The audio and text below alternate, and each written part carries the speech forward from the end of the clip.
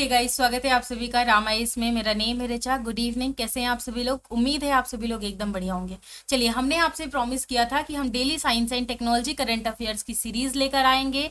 सो ये हम ऑलरेडी जो है अपना प्रॉमिस कंप्लीट कर रहे हैं। बस आप भी प्रॉमिस कंप्लीट कर दीजिए, जल्दी से सेशंस को लाइक शेयर कर दीजिए, चैनल को सब्सक्राइब कर दीजिए।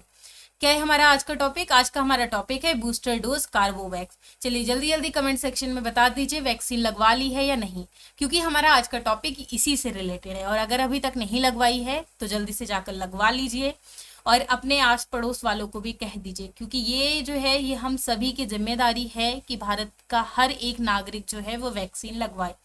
क्या है आज की न्यूज़? क्या है चर्चा का कारण? आखिरकार हमारी इंडियन गवर्नमेंट ने हाल ही में ये घोषणा की है कि जिस व्यक्ति ने भी कोविड-19 का पहली डोज या दूसरी डोज, कोविडशील्ड या फिर कोवैक्सीन लिया है, तो वो तीसरे डोज में यानी बूस्टर डोज में किसे ले सकते हैं? कार्बोवैक्स को ले सकते हैं।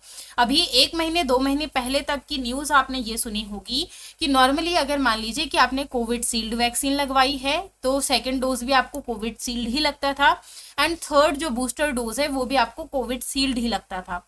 बट अब प्रेजेंट टाइम में आप जो है वो कार्बोवैक्स वैक्सीन भी ले सकते हैं। आइए जानते हैं कि एक्चुअल में ये वैक्सीन है क्या और किस तरीके से वर्क करती है।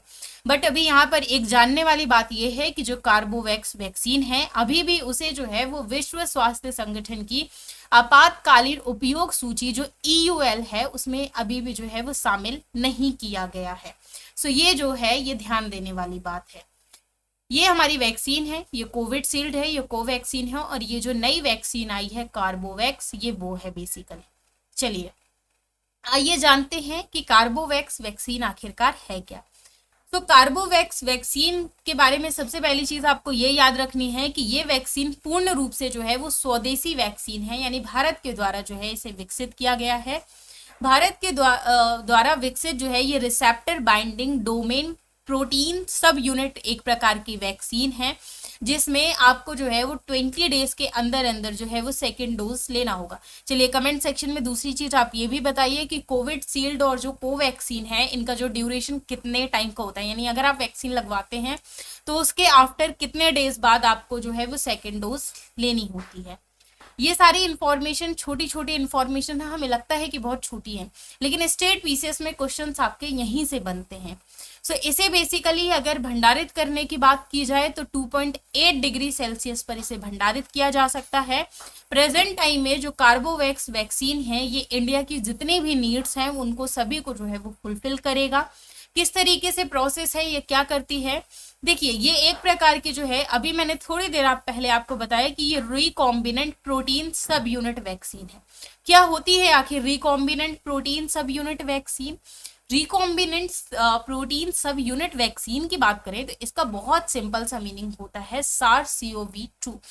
आगे आने वाले ड्यूरेशन में जब हमारी ये करंट अफेयर्स की सीरीज चलेगी तो इसमें ये जो है SARS-CoV-2 इसके बारे में भी मैं डिटेल में चर्चा करूंगी, वहां पे आपको आइडिया लगेगा कि क्या होता है।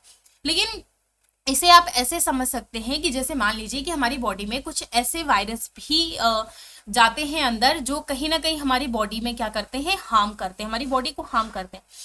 जैसे वायरस वगैरह भी जो है वो दो टाइप के होते हैं, बैक्टीरिया बेसिकली, वायरस तो नहीं बैक्टीरिया। दो टाइप के बैक्टीरिया होते हैं, कुछ अच्छे बैक्टीरिया होते हैं, कुछ बुरे बैक्टीरिया होते हैं। कुछ अच्छे बैक्टीरिया हमारी बॉडी के लिए अच्छे होते हैं, बुरे बैक्टीरिया जो है वो हमारी बॉडी के लिए अच्छे नहीं होते।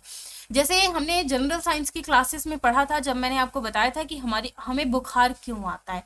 हमें बुखार इस वजह से आता है कि जब हमारी बॉडी में बैक्टीरियाज का जो लेवल होता है वो बढ़ जाता है तो उसे प्यूरिफाई करने के लिए हमारी बॉडी जो है वो काफ़ी ज़्यादा गर्म हो जाती है। उसी एक प्रोसेस के थ्रू जो है वो हमें बुखार आता है। तो ये भी एक तरीके का वायरस है जो कि स्पाइक प्रोटीन से बना है। अब ये क्या करता है कि जो स्पाइक प्रोटीन होता है ये हमारे जो वायरस वगैरह होते हैं इनको शरीर की कोशिकाओं में प्रवेश करने की जो है वो अनुमति देता है, जिससे ये जो है ये रेप्लिकेंट हो जाता है और इनके नंबर्स में जो है वो वृद्धि हो जाती है। तो ये क्या करते हैं, बीमारी का कारण बनते हैं। अब बेसिकली बहुत सारे लोगों को कोविड-19 हुआ। जब फर्स्ट वेव आई तब तो वैक्सीन का चलन नहीं था। सेकेंड वेव में जो है वो वैक्सीन का चलन आ गया था, बहुत सारे लोगों ने लगवाया भी। तो सेकेंड वेव जो है उसमें इतने ज़्यादा लोगों की डेथ्स नहीं हुई। कहीं ना कहीं उसका रीज़न ये भी था कि लोगों ने जो है वो वैक्सीन लगवाई थी। उसके अलावा जो बैक्टीरियाज वगैरह थे, जो वायरस थे, कहीं ना कहीं हमारी बॉडी भी उनके प्रति जो है वो रेजिस्टेंस पावर जनरेट कर लिया था। तो वैक्सीन सिंपल क्या करती है, हमारी बॉडी में वो जो वायरस है जिनकी वजह से कोविड-19 होता है, तो उसके कारण जो हमारी बॉडी होती है वो रेजिस्टेंस पावर जनरेट कर लेती है, जिसके कारण जो है हमारी बॉडी में कोविड-19 अगर मान लीजिए कि होता भी है तो बहुत ज़्यादा हार्म नहीं करता है। अकेले अगर बात करें, स्पाइक प्रोटीन जब भी शरीर में प्रवेश करता है तो इसके हानिकारक होने की उम्मीदें बहुत ज़्यादा नहीं होती है। लेकिन अगर मल्टीपल उसमें बात करें कि मल्टीपल लेवल में स्पाइक प्रोटीन अगर एंटर कर रहा है या बहुत सारे बैक्टीरियाज एंटर कर रहे हैं तो वो जो है वो हार्म करते हैं। इसी तरीके से जब जो स्पाइक प्रोटीन होता है उसको मानव शरीर में जब भी इंजेक्ट किया जाता है तो जो हमारा बॉडी होता है वो रेजिस्टेंस पावर यानी प्रतिरक्षा प्रतिक्रिया विकसित कर लेता है। इसी को रेजिस्टेंस पावर बोलते हैं इंग्लिश में। जब भी जो मानव होता है वो जैसे ही प्रतिरक्षा प्रणाली प्रोटीन जो होती है हमारी बॉडी जैसे ही पहचान लेती है तो संक्रमण से लड़ने के लिए जो हमारे वाइट ब्लड सेल्स होती हैं उनके रूप में एक एंटीबॉडीज तैयार कर लेती है।